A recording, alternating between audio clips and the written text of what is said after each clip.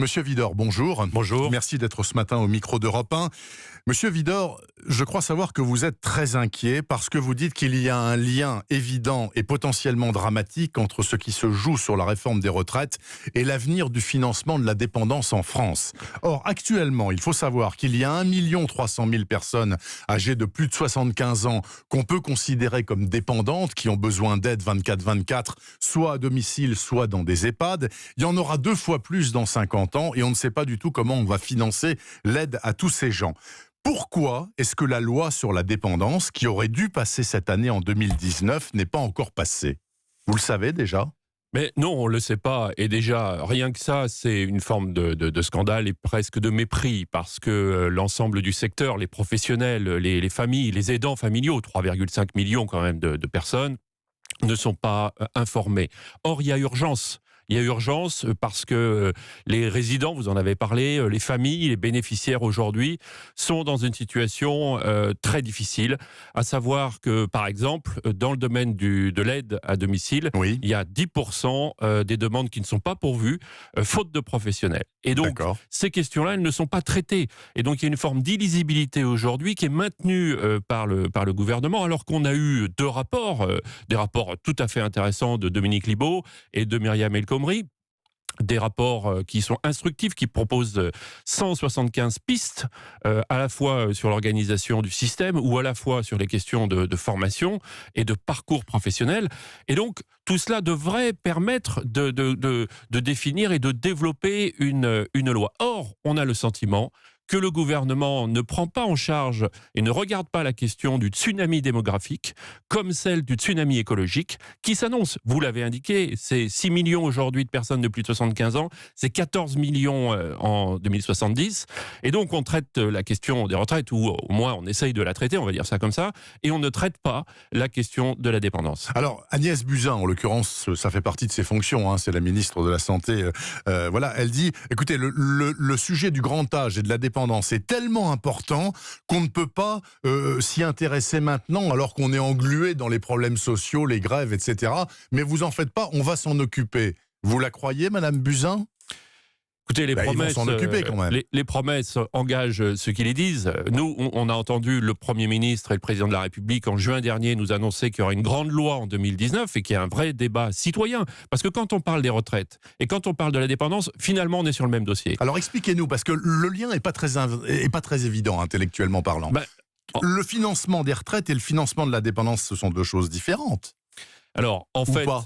c'est 2 choses différentes. Mais quand on est sur une approche qui est purement une approche comptable, on est... La comptabilité publique, la comptabilité de l'État, l'argent public. On regarde les milliards qu'on va allouer à l'un et à l'autre. Oui. Et donc on dit, si la réforme des retraites, et on sait que dans le cadre du rapport du Conseil de rotation des retraites, on a besoin de 15 milliards, ou entre 7 et 15 milliards sont les estimations dans les prochaines années, c'est vrai que pour la dépendance, c'est chiffré, c'est le rapport Libaud qui le dit, autour de 10 milliards. Donc on se dit, on va d'abord faire la première, ensuite on va faire la deuxième. C'est une mauvaise approche. La bonne approche, c'est de dire, il faut considérer que la dépendance, c'est un investissement pour l'avenir. Pourquoi ? Une raison simple, c'est que dès lors que vous investissez dans la prise en charge de la perte d'autonomie pour les personnes fragiles, eh bien, vous allez faire des économies pour l'État. À terme, pourquoi ? On a eu une étude, par exemple, dans le domaine de l'aide à domicile, qui nous indique, avec des spécialistes, des économistes, l'étude Citizen, qui nous dit 3,7 milliards d'investis dans l'aide à domicile. À 2 ou 3 ans, on est pratiquement à un retour à l'équilibre. Parce que ça évite des hospitalisations, parce que ça permet de développer l'autonomie, parce que ça évite de saturer les urgences. Ça permet aussi de faire en sorte que les personnes âgées partent beaucoup plus tard en EHPAD. Exactement, c'est-à-dire que en fait... Ils restent à domicile. Il y a une vraie complémentarité, il faut le dire, entre les établissements et le domicile. Et cette complémentarité, il faut la développer. Il faut articuler le travail entre l'aide et le soin. Et toutes ces questions-là, aujourd'hui, elles ne sont pas traitées. Et ça, c'est un vrai problème. C'est-à-dire qu'il faut considérer qu'il y a un véritable investissement à faire pour préparer l'avenir. Aujourd'hui, il n'est pas préparé. Et on met cette question en dehors, je dirais, de la lisibilité des Français. C'est pour ça que le débat citoyen, tel qu'il doit s'organiser, il doit prendre en compte l'ensemble de ces questions, parce que ça nous concerne tous. Demain, les retraités qui seront dans ces classes d'âge peuvent tout à fait être en situation de perte d'autonomie. C'est 10% des retraités qui seront en perte d'autonomie après 75 ans. Alors qu'on a un âge qui se développe, une espérance de vie qui se développe. En gros, c'est 20 ans à partir de 65 ans pour les hommes et un peu plus pour les femmes.